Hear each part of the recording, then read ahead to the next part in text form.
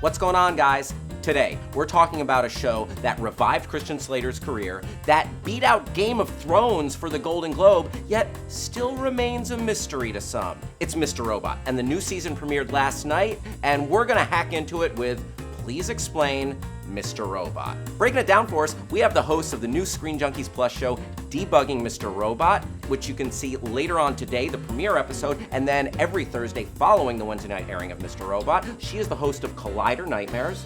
Welcome, Clarke Wolfe, also a Screen Junkies first-timer. He is the host of Rob Has a Podcast, Rob Cesternino. So let's begin at the beginning. If you were going to describe the plot of this show to someone, what is Mr. Robot? Ooh. I would say that Mr. Robot is a show which really explores a side of hacking. It's about a very complicated character named Elliot who is dealing with a lot of stuff in his very complicated hacking life. Yes, Absolutely. and there is also an evil corporation, actually called Evil Corp. Well, E-Corp, but E-Corp. we call it Evil Corp.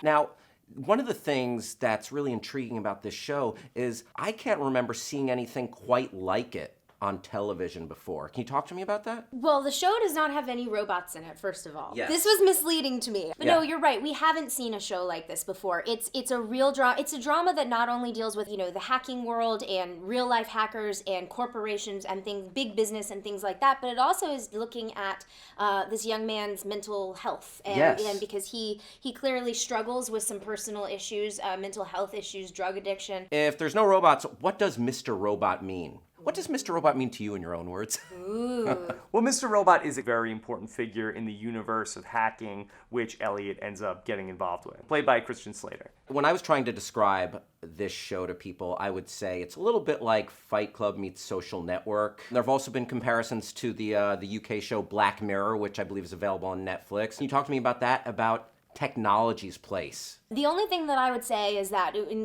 the Black Mirror comparison, I feel like technology was used to teach a lesson or a parable, and I don't quite think we've gotten there yet with something like Mr. Robot, but I think that we could potentially get there with some sort of lesson to be learned. Okay, so we've established that we have this character, Elliot. He's our main hacker, and he's working with Mr. Robot to basically hack into Evil Corp. Now, let's talk some spoilers. Let's go a little bit deeper. Yes, there will be spoilers ahead.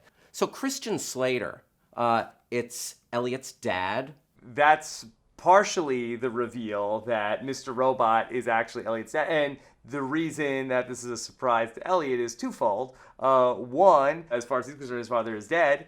And also, his father is dead, and he's a figment of Elliot's imagination. That was a pretty big one. Absolutely. And there were sort of allusions to that throughout the season, and then it kind of got cemented for us. Yeah. But I'm wondering for season 2, looking ahead, how this plays. I didn't have this loving embrace reaction to it. I kind of went, wait a second, whoa. And so how are we compelled by Christian Slater's performance or character in the future, knowing what we know now? I think that's going to be really interesting to see how that plays out over season 2. He is becoming more aware of this power that he has. He was Mr. Robot the whole time. So how is somebody who is essentially unraveling before our eyes going to grapple with the power and the relationships that he's formed and what he's capable of? There's another character I want to ask you about, one of the former executives at E-Corp, Tyrell Wellick. I hate him. I think you're supposed to hate him. Yes. That he is somebody who's very unlikable, but by the time we get to episode 10, he's mysteriously vanished. And I think that it brings up some really good questions of where is he? Was he on board with the hack that happened? Was he trying to stop the hack that happened? And did Elliot stop him? So entering season 2, talk to us about where we left off in the world and what the major hack that went down accomplished. They wiped out all of the world's debt. So basically, everyone is free. Nobody is a slave to their debt anymore. So that was sort of the big plan from the people in F Society, which is Elliot's group.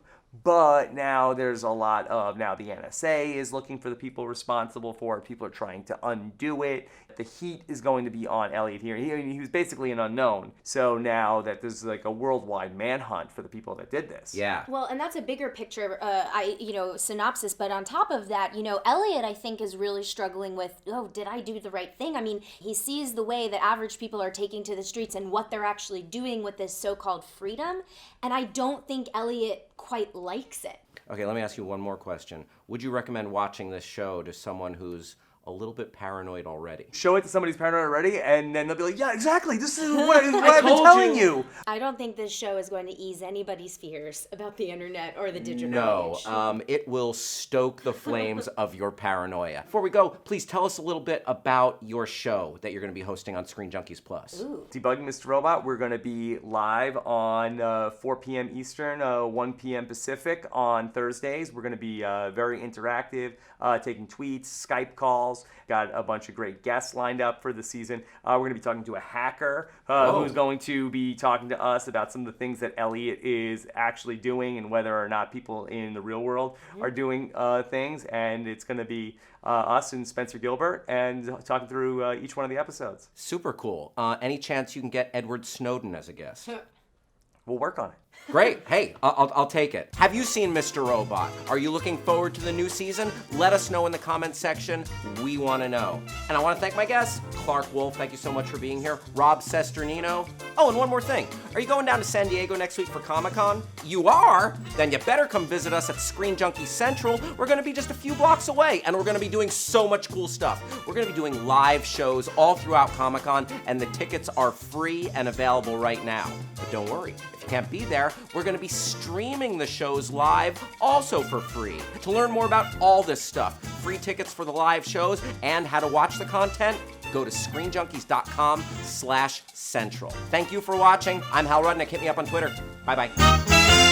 It's a show that you could get done with it and say, boy, I need to go back and watch this whole thing again and have a completely different experience with the first season. So I think it really holds up in that level of that it has a real rewatch ability. Yeah, I think we all just finished rewatching it like a few minutes ago. Yeah. Yes, yes.